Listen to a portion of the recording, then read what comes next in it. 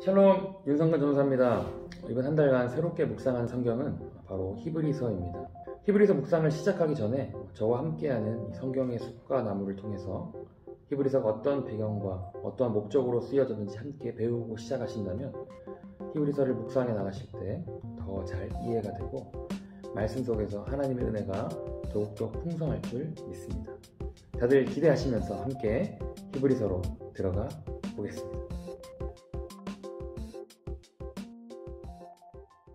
히브리서는 신약 성경 가운데 가장 어렵다고 간주되기도 하지만 가장 독특하면서 흥미로운 책으로 불리기도 합니다. 그 이유가 뭐냐면 첫째는 이 저자와 독자가 베일에 감추어져 있습니다.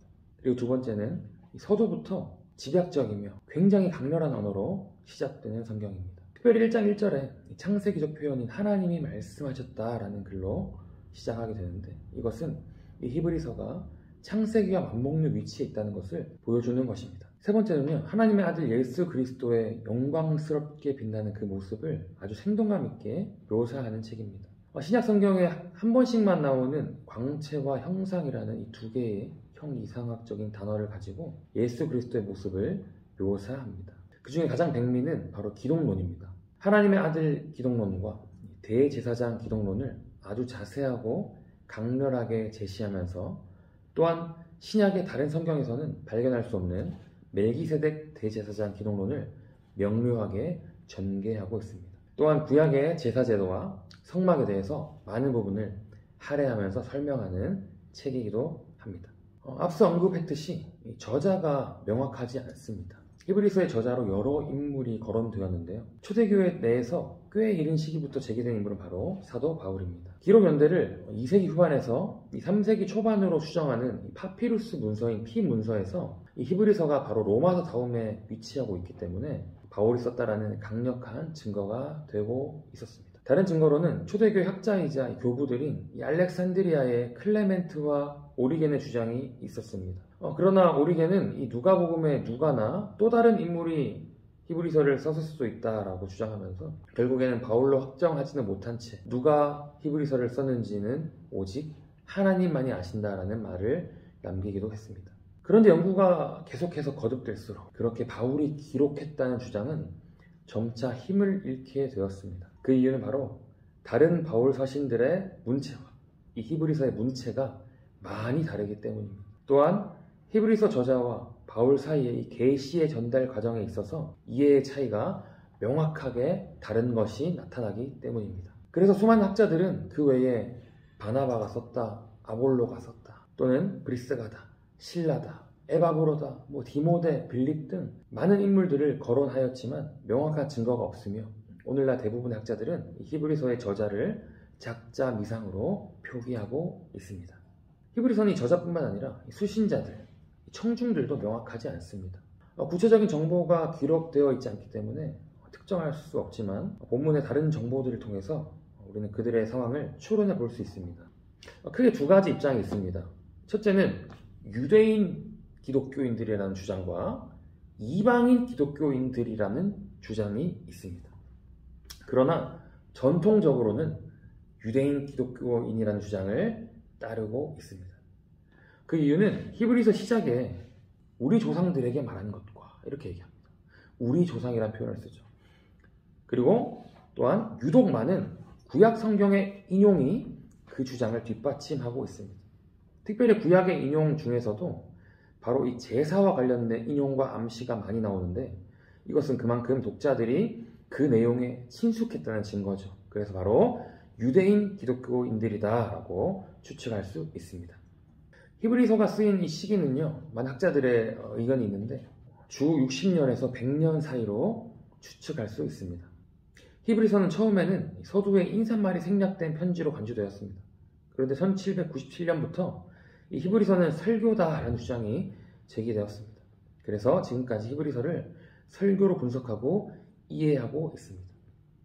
히브리서의 이 설교자는 히브리서를 가리켜서 권면의 말이라고 이야기합니다.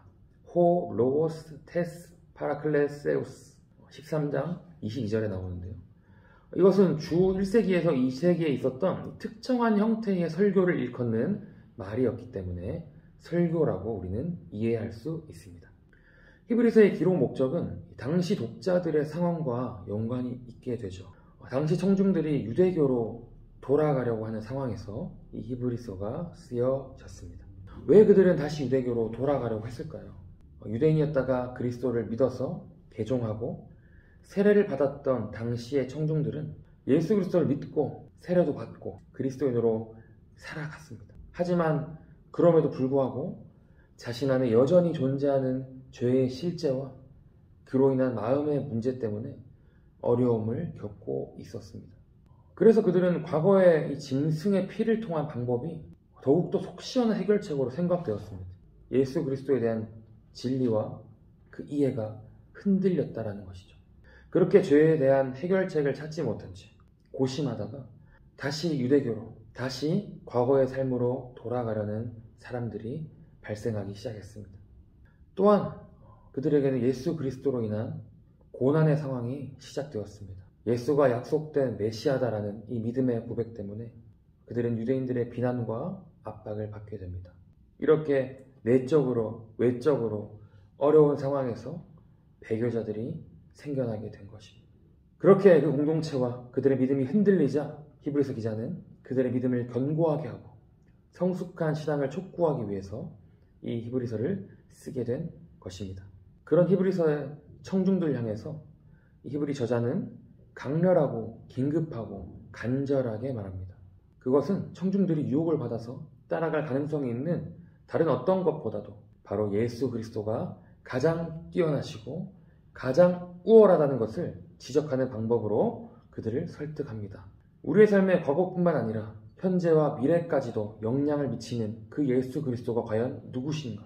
그 예수 그리스도는 천사보다, 모세보다, 선지자보다, 아론과 레위 지파들의 제사장보다, 옛 언약의 피의 제물보다, 성막보다, 성전보다 더 뛰어나시고, 아니 가장 뛰어나신 예수 그리스도이십니다. 예수님이 바로 참 제사장과 참 제물이시므로 예수님을 포기하는 것은 구원을 전부 상실하는 것임을 말하면서 배교를 강력하게 경고합니다. 그렇게 더 나은 것을 소망하라는 교훈의 말씀과 이 실천적 권면을 번갈아 제시하는 방식을 반복하면서 말하고 있습니다.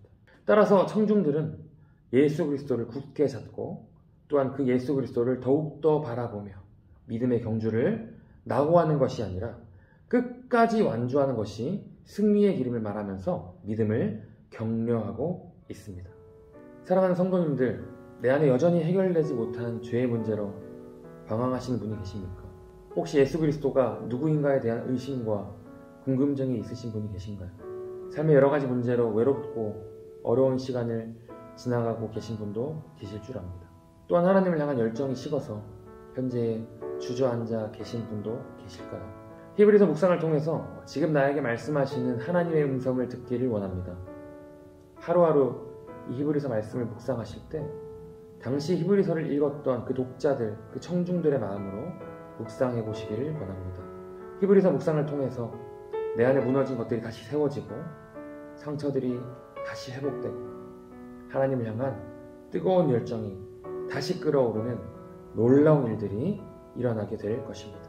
매일매일 그 은혜 속으로 우리가 더욱더 나아가기를 소망합니다. 함께 기도하겠습니다. 사랑의 하나님 감사합니다. 새로운 한 달을 우리에게 주심에 감사합니다. 또한 그 한 달 동안 히브리서를 묵상하게 하심에 감사합니다. 히브리서를 통해서 예수 그리스도가 누구인지 더 자세히 알아가길 원합니다. 흔들리고 방황하는 신앙이 아니라 가장 뛰어나고 가장 우월하신 예수 그리스도를 바라보며 예수 그리스도를 굳게 잡고 그 주님과 끝까지 믿음의 경주를 완주하게 하여 주시옵소서. 그렇게 히브리서 청중들처럼 결국에는 믿음으로 승리하는 우리 모두의 삶이 되길 소망합니다. 감사합니다. 사랑합니다. 예수님의 이름으로 기도합니다. 아멘.